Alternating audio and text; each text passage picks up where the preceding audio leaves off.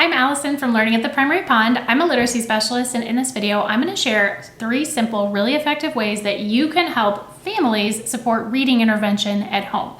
These strategies are realistic, low pressure, and grounded in empathy.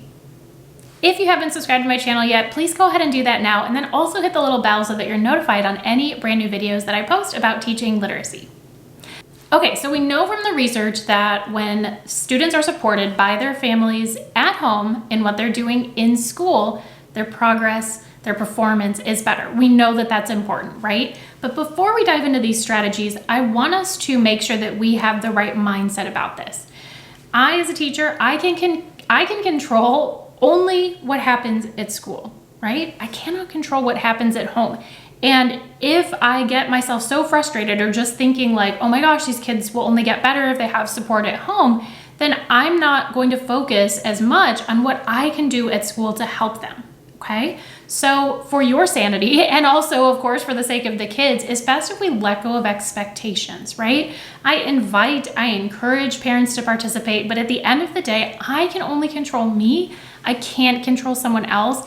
And for our little ones, they may be able to practice at home, but it might be difficult for them to do that without parental support. If it's noisy at home, there's a lot going on, they don't have, like a dedicated space to work. There might be a lot of barriers that are getting in the way from at-home practice happening. So we want to make sure that we're going into this with the mindset of, home support can be the cherry on top, but I'm going to focus on what I can control and offer these opportunities for families without getting too mentally caught up in, well, what if they don't do them and they're not helping enough, things like that.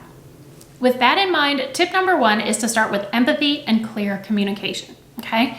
I can pretty safely say that unless there's some sort of major issue getting in the way, all families want to see their kids be successful. That's just a human desire that we have. But families differ in so many ways. They may have obstacles in terms of like the amount of hours that they're home with their kids. Maybe they're working other jobs. They may have a lot of kids to manage or just, their own job to manage. They might not even have been brought up with that belief that parents are supposed to help with schoolwork, right? There are so many things that can vary in terms of what families are coming to the table with that are going to impact what they do with their kids at home. Now, many families do want to help, but even so, they're unsure with exactly what they could do or what they should do. So we want to start by framing intervention as an opportunity, not a problem. I always talk to families about how it is so helpful, like getting support early, depending on if it truly is early support, depending on what grade you're working with, but getting support sooner rather than later is so much better for kids because it stops a problem before it becomes a bigger problem. And so I don't want to, ever introduce it as something like your kid's not doing well enough, like now they need intervention. It's like we're giving extra support so that your child can be the most successful that they possibly can be.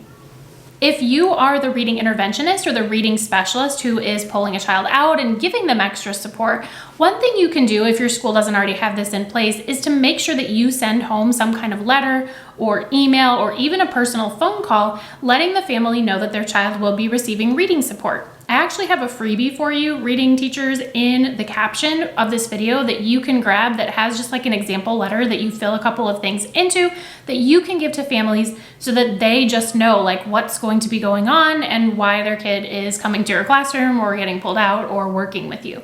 So I feel like that positive upfront communication is key. Let me know in the comments if you or your school sends home communication when a student starts reading intervention. Just type yes or no. Super curious because I know this can kind of differ from school to school.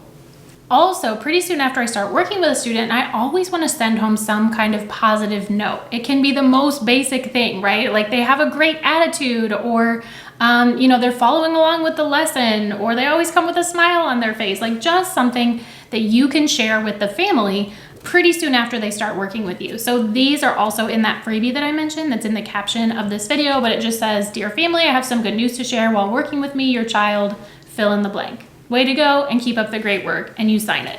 So what I do is I will just have like a stack of these. They're 2 to a page cut out, ready to go. I just scribble something quickly and then send it home with the child. You can also do, of course, like a phone call, even better, but this is something quick. They can give them a little bit of positive feedback. And I make sure, I try to do this throughout the school year, but I really make sure to try to do it right when we start working with the child, because that sets the tone of positivity, right? Parents need to know that you care about their child, and they need to know that you like their child. So I always try to communicate that I enjoy working with them. So doing those things at the very, very beginning when you're working with them, but also throughout the school year, just build that partnership and lay the foundation so that families are more motivated and more interested, and also start feeling empowered to help. So on that topic of empowerment, let's move on to tip number 2. Tip number 2 is to always just send them one little thing to focus on at a time. It's true that literacy is made up of so many different skills, and many kids need to work on many different things. But if we're thinking from a parent's perspective or a caregiver's perspective, they may have limited time. It may feel overwhelming to do a whole lot of things. So one clear targeted skill, one little thing, one little activity to work on. So here's an example that's also in the freebie that's linked in this video. It just says, "Dear family, your child has been working with me to learn how to read consonant, vowel, consonant, CVC words with 3 letters. We work on saying the sound of each letter and blending the sounds together. If you'd like to practice at home, here's some examples of words you can have your child read and or spell."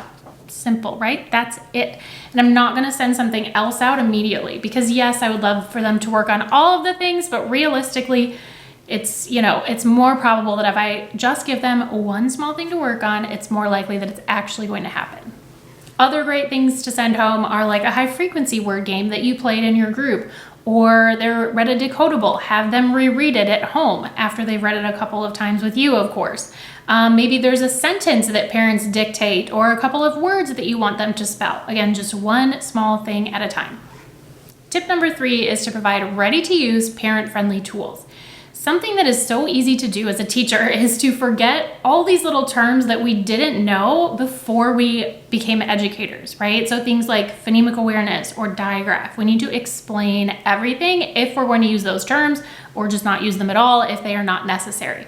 Everything we send home, we need to look at and imagine that we are in the family member's shoes that have no idea what all of this educational stuff means. So we need to be clear about the things that we're explaining. So there's so many great tech tools too, right? You could send home a letter, but then maybe you have a QR code that they scan and it leads to a video of you explaining something. Doesn't have to be fancy, but if it's something that you really want families to do, or maybe it's like you're having them reread a decodable text every week throughout the year, that might be worth sending home a video and talking through what you would like parents to do, because sometimes, a picture or a video is worth 1,000 words. They probably get a lot of stuff sent home from school. And so if your child comes home and tells them, "Hey, Mrs. Ryan made you a video," like that might stand out a little more. So again, tip number 3 was just to view everything you send home from the family's perspective as much as you can and avoid jargon. Now, here's a little bonus tip I have for you beyond just our 3 tips. Reading support doesn't have to look like an instructional activity or some kind of fancy lesson. We talked about simple things like having kids listen to their child read. But some families don't speak English. And so what they can do is they can read to their child in their language if they are literate.